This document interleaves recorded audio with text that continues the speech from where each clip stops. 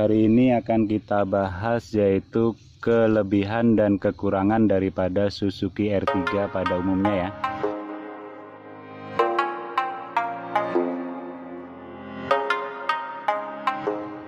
Assalamualaikum warahmatullahi wabarakatuh. Semoga di hari ini kita selalu dalam kesehatan dan kebarokan, amin. Untuk hari ini akan kita bahas yaitu kelebihan dan kekurangan daripada Suzuki R3 pada umumnya ya. Jadi mungkin bagi rekan-rekan sekalian yang pengen meminang Suzuki R3, itu apa saja yang menjadi kelebihannya dan apa saja yang menjadi kelemahannya. Jadi ini hanya sharing ya, sifatnya hanya sharing, tidak ada niatan untuk menjelekkan satu produk dengan produk yang lainnya. Jadi untuk Suzuki R3 ini sendiri, untuk beberapa kelebihannya adalah kalau kita lihat sekilas dari tampilan bodi ya, dari tampilan bodi semacam ini, dia kelihatan lebih elegan dan mewah. Karena memang pada dasarnya basic daripada Suzuki R3 ini adalah yang digunakan adalah Suzuki Swift ya. Jadi dia basicnya adalah menggunakan basic sedan. Jadi maka untuk tampilannya kelihatan lebih mewah dan lebih elegan. Kalau kita lihat dari samping, ya kan, dia ini adalah memiliki panjang itu adalah 4 meter ya. Jadi panjang Suzuki R3 ini adalah 4 meter 6025. Jadi 4 meter 6025.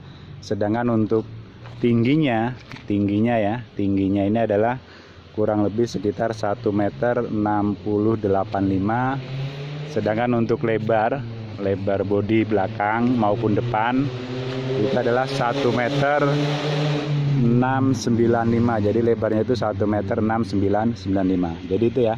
Jadi yang pertama adalah Suzuki R3 ini kelihatan lebih elegan. Selain itu dia ini memiliki lampu yang lebih besar ya. Jadi lampu depan ini dia ini kelihatan lebih besar. Dan dia sudah menggunakan LED insya Allah ya kan. Dia lebih besar dan grillnya ini dia sudah dilapisin kayak chrome ya, kayak stainless. Jadi untuk grillnya semacam itu. Terus selain itu adalah dia memiliki bodi yang kelihatan lebih kokoh ya. Jadi bodinya ini kalau kita lihat sepintas dia lebih kokoh.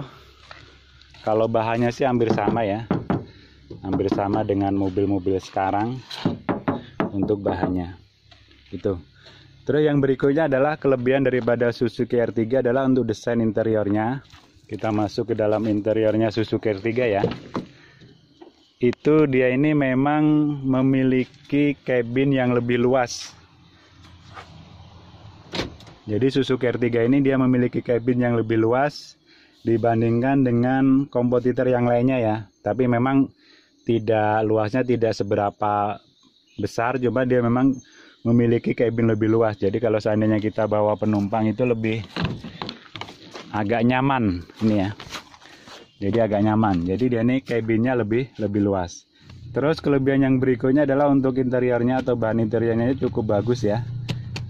Cukup bagus, cukup baik. Kalau kita lihat untuk di bagian door trimnya dia ini ada kayak kain-kain. Nah ini sama dengan untuk joknya ya. Jadi untuk Suzuki R3 ini kalau seandainya kita beli Suzuki R3 ini dia joknya kain semacam ini. Ini ya, jadi dia kain semacam ini ya. Kain kan, cuman dia ini dilapisin saja. Dan dia ini lebih tebal ya. Jadi untuk jok-joknya ini dia ini lebih tebal. Dia ini lebih tebal. Nih. Dia dilapisin kain. Terus kalau kita lihat untuk di bagian dashboardnya, nah ini ya, dia kelihatan lebih agak mewah, ya kan, warnanya ya. Jadi warnanya lebih ngejreng, karena dia warnanya lebih ngejreng. Nah ini kelihatan untuk dashboardnya ya. Ini untuk dashboardnya. Ini untuk pengaturan di setirnya, ya kan. Sudah ada tombol-tombol untuk pengaturan audio, seperti ini ya. Nah ini. Terus untuk atapnya, untuk langit-langitnya ini ya, dia kayak kain bludru. Nah ini, jadi kalau aslinya itu kayak kain bludru ya, semacam ini. Nah jadi untuk interior Suzuki R3 ini memang dia kelihatan lebih mewah, karena memang pilihan warna, terus dia itu lebih luas. Terus yang berikutnya adalah dia ini, kemenangan yang berikutnya memiliki armrest ya. Jadi dia ada armrest di bagian tengah. Di jok tengah ini dia ini ada armrest. nih ya. Jadi dia memiliki armrest semacam ini, tinggal ditarik. Nah ini ya. Jadi kelebihannya salah satunya karena dia ini memiliki armrest, sedangkan untuk kompetitor yang lainnya belum ada ya. Terus yang berikutnya adalah untuk kelebihan Suzuki R3, ini adalah terletak di mesinnya. Jadi mesin Suzuki R3 ini cukup tangguh. Jadi mesin R3 ini tangguh, terkenal tangguh, produk Suzuki. Sudah itu dia ini lebih irit daripada kompetitor yang lainnya, karena dia ini menggunakan penggerak roda depan. Jadi dia ini bisa kurang lebih sekitar untuk 1 liternya itu antara 12 sampai dengan 18 km ya. Jadi 1 liter itu dia mampu tempuh antara 12 sampai dengan 18 km. Kalau untuk yang produk lainnya itu kurang lebih kisaran antara 10 dengan 15 km. Nah itu ya. Jadi dia memiliki mesin yang tangguh, irit, serta spare partnya banyak. Otomatis spare partnya banyak karena ini adalah jaringan daripada untuk di Suzuki. Terus yang berikutnya juga kelebihan daripada Suzuki R3 ini adalah untuk rasio ya. Jadi rasio transmisinya ini panjang. Jadi kalau seandainya kita buat trek-trekan yang trek lurus atau mungkin buat setut-setutan itu lebih enak. Karena apa? Karena napasnya itu panjang. Jadi transmisi antara gigi 1, 2, dan 3 itu dia lebih panjang. Jadi lebih enak kita kalau seandainya kita hobi untuk setut-setutan atau mungkin hobi untuk kebut-kebutan. Jadi memudahkan kita untuk akselerasi ya. Jadi karena transmisinya ya cukup panjang. Terus kelebihan yang berikutnya untuk Suzuki R3 ini daripada kompetitor yang lainnya adalah dari fitur keselamatan ya. Jadi untuk Suzuki R3 memiliki airbag. Jadi dia ada di setir sini sama ada di penumpang. Jadi di bangku sebelah sana itu dia sudah ada airbagnya. Itu adalah kelebihan Suzuki R3. Terus yang selanjutnya, kelebihan yang selanjutnya adalah dia ini lebih nyaman dikendarain ya. Jadi lebih nyaman dikendarain karena memang tadi basicnya dia ini dari mobil sedan suite. Jadi dia lebih nyaman dikendarain dan karena memang dia ini menggunakan penggerak roda depan. Jadi untuk kenyamanan itu lebih nyaman dibandingkan dengan kompetitor yang lainnya. Selain airbag, dia ini untuk fitur keselamatan juga dilengkapi yaitu ABS ya. Jadi dia ini sudah menggunakan rem ABS untuk di bannya, ya kan? Jadi dia sudah menggunakan yaitu sistem rem ABS. Nah itulah untuk kelebihan daripada Suzuki R3 dibandingkan dengan kompetitor yang lainnya. Termasuk dia ini untuk aksesoris itu sudah lengkap ya. Peralatannya termasuk dia ini sudah ada lampu sen untuk di spionnya. Terus yang berikutnya adalah untuk kelemahan Suzuki R3. Itu yang pertama adalah kalau dalam kecepatan tinggi ya, kita pakai kecepatan mungkin di atas 100 km per jam, itu kadang-kadang ada bau sangit yang masuk ke dalam kabin atau mobil ini ada bau sangitnya ya. Ini adalah karena pengaruh daripada keramik katalis. Jadi keramik katalis itu ya bisa menimbulkan bau sangit. Nah itu kalau sudah masuk ke dalam kabin mobil, ya kan, masuk ke dalam kabin mobil, nah itu kadang-kadang susah hilangnya ya, sampai berbulan-bulan dia baru bisa hilang. Terus yang berikutnya adalah kelemahan yang berikutnya itu kalau seandainya kita jalan iring-iringan dengan mobil yang bahan bakar solar, taruhlah dengan mobil Fuso atau mobil truk yang memang pembakarannya tidak sempurna, itu asap itu bisa masuk ke dalam kabin ya. Jadi istilahnya itu ada celah yang memang sampai sekarang juga masih belum ketemu itu di mana celah yang kira-kira asap itu bisa masuk ke dalam kabin mobil Suzuki R3 gitu. Jadi kalau kita iring-iringan dengan mobil besar itu kadang-kadang ada bau semacam itu. Terus kekurangan atau kelemahan daripada Suzuki R3 ya karena memang ini mobil LGC ya, ini adalah salah satu adalah untuk di kualitas cat. Jadi sebagian mengatakan adalah kualitas catnya ini sangat tipis sekali. 11-12 lah kalau kita bandingkan dengan kompetitor yang lainnya yang memang kelasnya di situ ya. Jadi kualitas catnya ini ya tidak tebal, jadi ya cukup tipis. Terus untuk kelemahan yang berikutnya adalah jok bagian kedua ini tidak bisa dilipat ya. Jadi jok bagian kedua ini atau jok tengah ini dia tidak bisa dilipat. Dia tidak bisa dilipat ke depan. Nah ini yang agak sedikit menyusahkan kalau seandainya kita mau bawa barang yang banyak.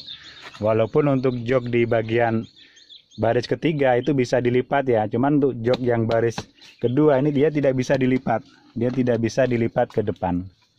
Jadi dia hanya bisa dilipat semacam ini ya, tapi dia tidak bisa dilipat ke depan. Aturannya dia ini mati, dia tidak bisa dilipat ke depan. Itu adalah kelemahan daripada untuk.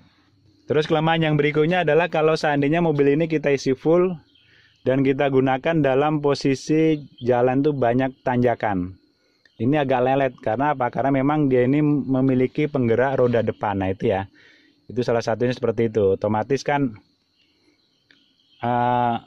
muatan banyak di belakang.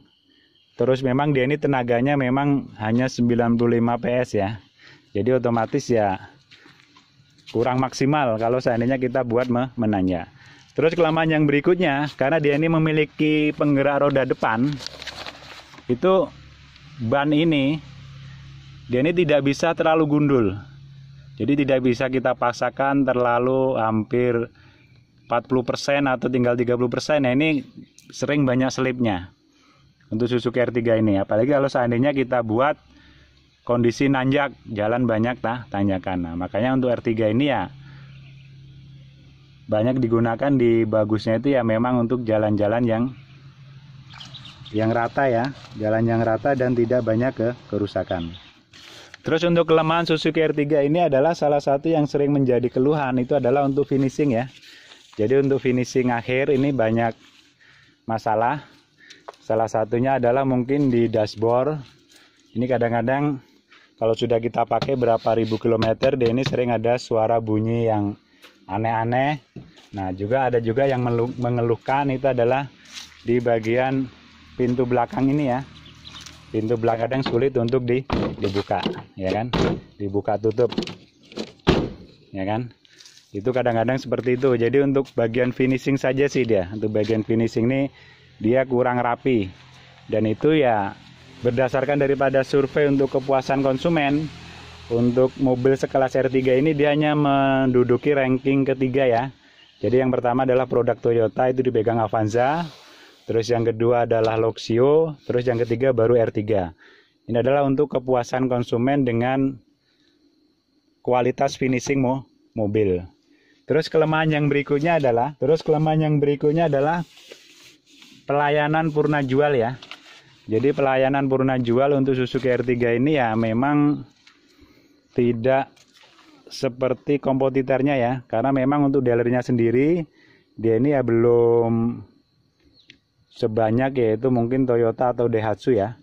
Jadi kalau di kampung-kampung lah, terutama untuk di kampung-kampung mobil R3 ini ya masih bisa dikatakan jarang yang memiliki ya.